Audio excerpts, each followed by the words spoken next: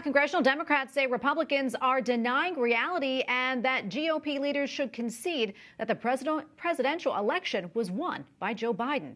Capitol Hill correspondent Erik Rosales has been speaking with lawmakers today and has more. Erik.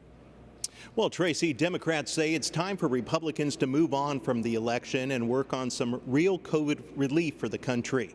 But Republicans that I spoke with say that President Trump is well within his rights to contest the races and to make sure that the votes are tallied correctly. And they say it is now time for both sides to work together on COVID relief for the entire country.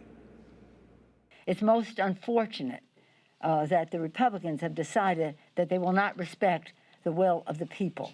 Democratic leaders from both chambers of Congress joined today to condemn the Republican president for not yet conceding the election.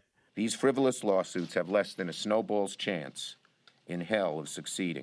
Republican Senator James Inhofe tells me not so fast. Biden is not the president-elect.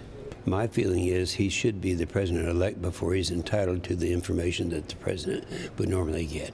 And GOP Senator Kevin Cramer of North Dakota tells me it's important to preserve election integrity, no matter the result. I'm grateful that he's taking it on, and I'm doubtful that it'll change the outcome, but the outcome isn't the issue. What's at issue is the rule of law and returning to a culture that where every vote matters. Both sides support spending more federal dollars to help Americans grapple with the fallout of the pandemic.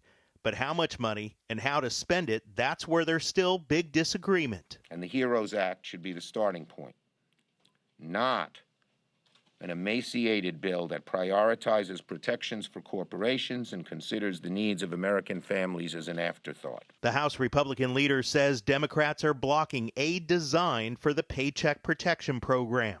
What did the Republicans do? We put on the floor 37 times to be able to vote for money for COVID, for PPP. There is more than $137 billion sitting there. It's only the date why you can't keep going out. The only thing that's standing in the way, in my view, is Speaker Pelosi. And today, the Senate Majority Leader called on both parties to support COVID-19 vaccine when it becomes available to the public. Tracy? Well, Erik, it seems all eyes are focused right now on the Senate runoff races in Georgia that are taking place in January. What are you hearing from senators about it?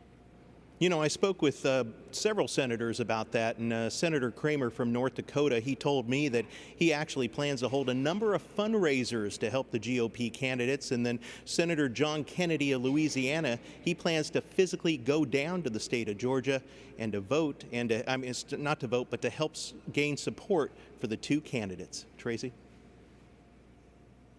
Okay, thank you so much. Correspondent Erik Rosales reporting from Capitol Hill tonight.